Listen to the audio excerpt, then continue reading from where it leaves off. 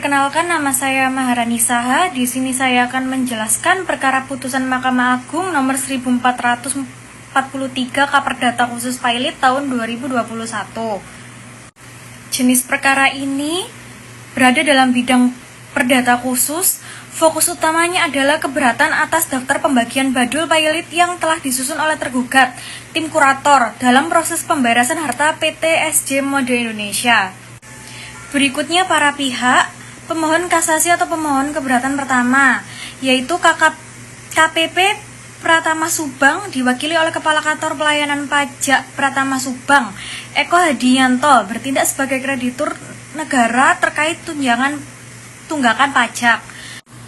Yang kedua, pemohon keberatan kedua, para pekerja serikat atau pekerja PT SJ Mode Indonesia mewakili para buruh sebagai kreditur konkuren, diwakili oleh Leonora Yubelina Kirianto. Yang ketiga, termohon kasasi atau termohon keberatan, tim kurator yang mengurus dan membereskan badul pilot PT SJ Mode Indonesia. Yang pertama Muhammad Tasmin, dan yang kedua Joner Paulian Lumban Tobing, dan yang ketiga Dian Anugrah Abu Naim. Assalamualaikum warahmatullahi wabarakatuh. Perkenalkan, nama saya Bista Raihan. Di sini saya akan menjelaskan kasus yang kelompok kami bahas, yaitu kasus pilot dari PT SJ Mode.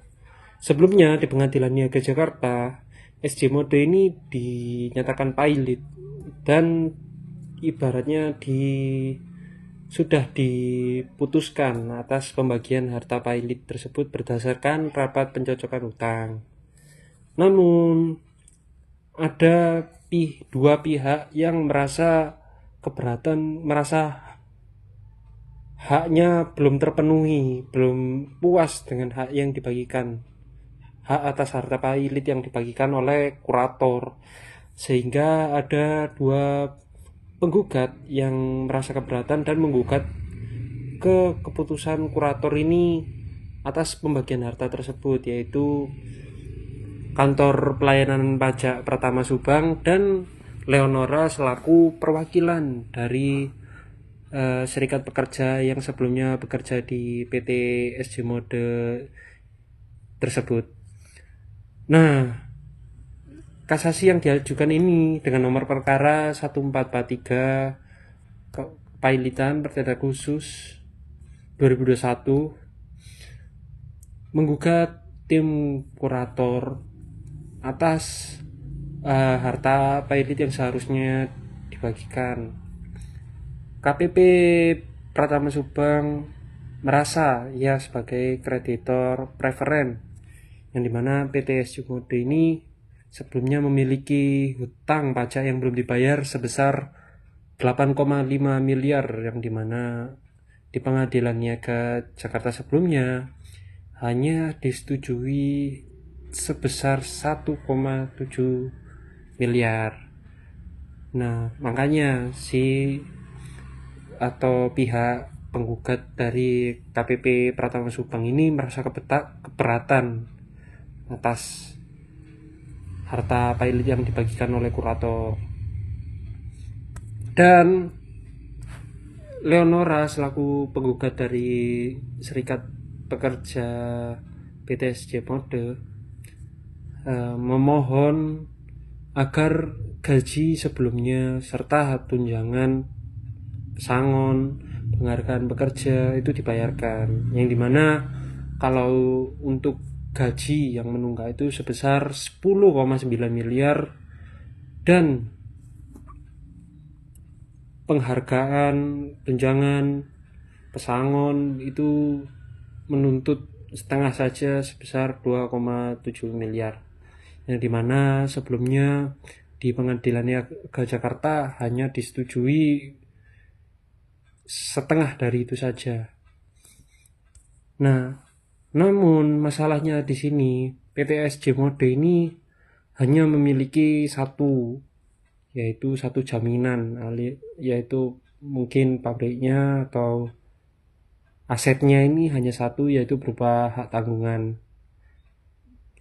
yang dimana itu dijaminkan pada PT Bangwood Saudara Indonesia yang menjadi pemegang harta pilot harta tanggungan satu-satunya yang memiliki jaminan. Sehingga di sini PT Bangun Saudara Indonesia itu menjadi kreditor separatis karena dia memiliki jaminan atas harta Pilot tersebut.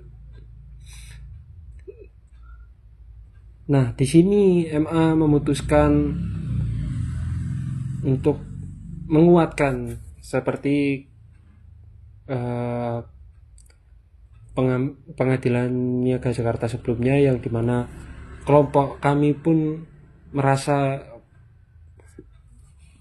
hal tersebut sudah sesuai, pembagian tersebut sudah sesuai dengan apa yang diputuskan oleh MA. Karena di sini kurator membagi sudah sesuai dengan asas pari passu parte serta semua ketentuan-ketentuan yang berlaku dalam Undang-Undang 37 tahun 2004 tentang PKPU, yang dimana kurator ini membereskan harta sudah sangat sesuai dengan prosedur yang dilakukan, yang diatur dalam undang-undang tersebut. Nah,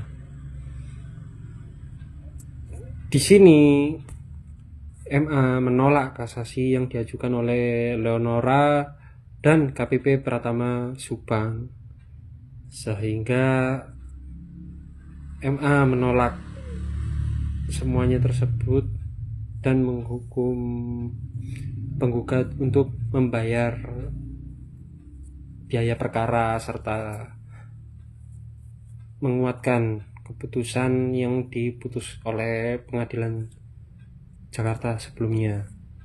Sekian, terima kasih.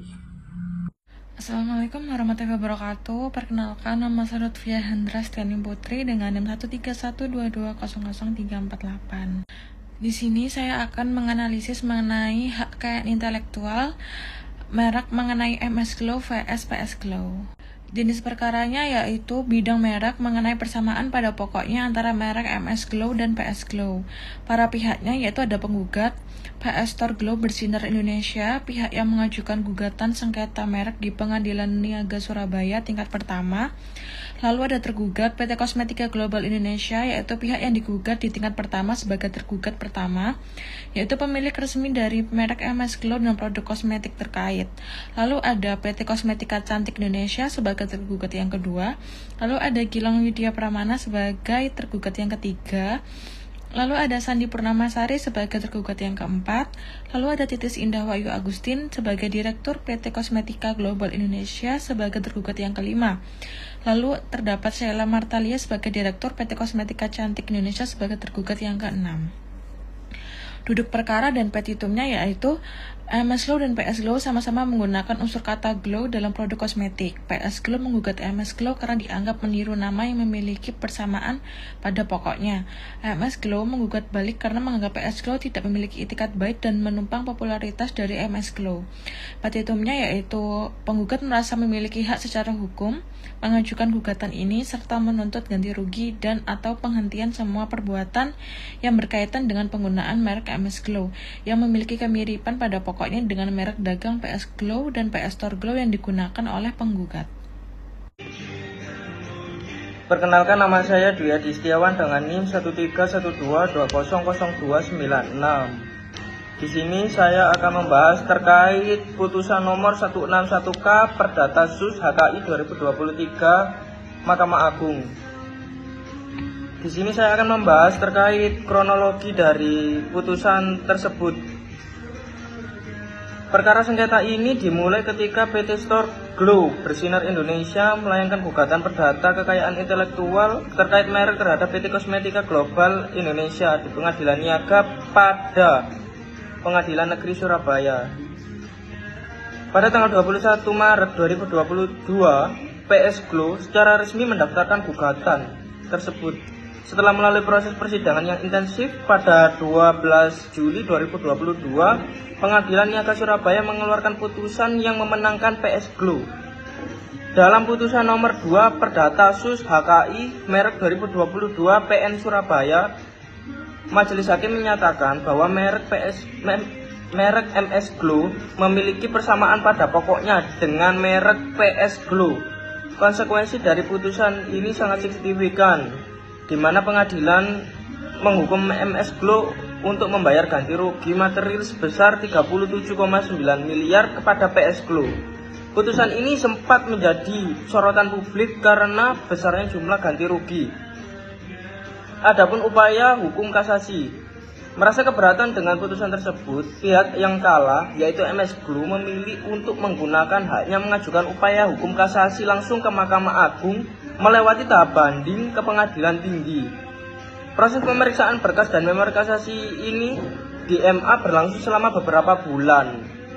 Puncaknya pada 30 Januari 2023, MA mengeluarkan putusan tingkat kasasi dengan nomor 161K Perdata Sus HKI 2023. Dalam putusan ini, Majelis Hakim Agung mengabulkan permohonan kasasi yang diajukan oleh MS Glow. Yang paling krusial, MA membatalkan seluruh putusan Pengadilan Niaga Surabaya pada tanggal 12 Juli 2022 tersebut.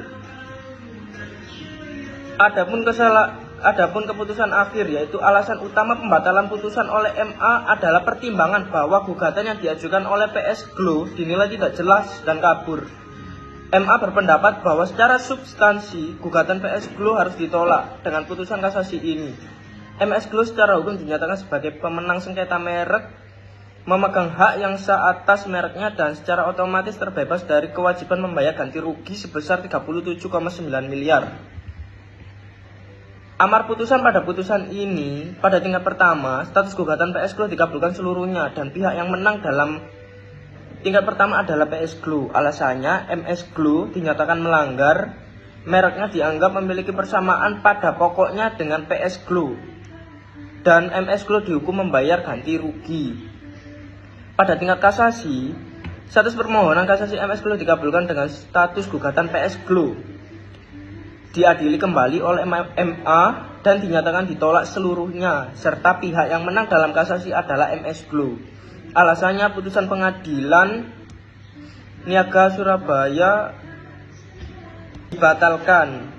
Mahkamah Agung berpendapat bahwa merek MS Glow telah terdaftar dan digunakan lebih dulu sehingga tidak dapat dinyatakan memiliki persamaan pada pokoknya secara melawan hukum, sehingga PS Glow dianggap bertentangan dengan pasal 5 JO, pasal 23 ayat 3 UU MIG, serta melanggar prinsip tempora nihilor injure, yang berarti pendaftar pertama berhak untuk mendapatkan perlindungan hukum. Mahkamah Agung menguatkan PN Surabaya untuk Glow dianggap bersifat deskriptif dan tidak dapat dimonopoli. MS Glow memiliki reputasi lebih kuat.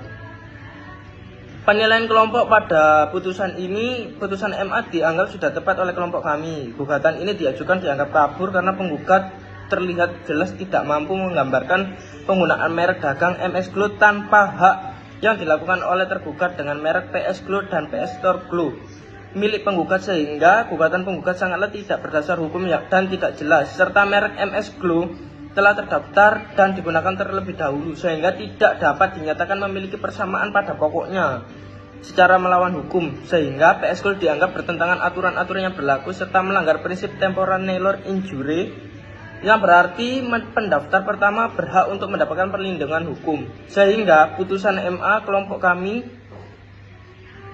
anggap putusan yang tepat terhadap menjaga kompetisi sehat di pasar kosmetik. Sekian dari saya, terima kasih.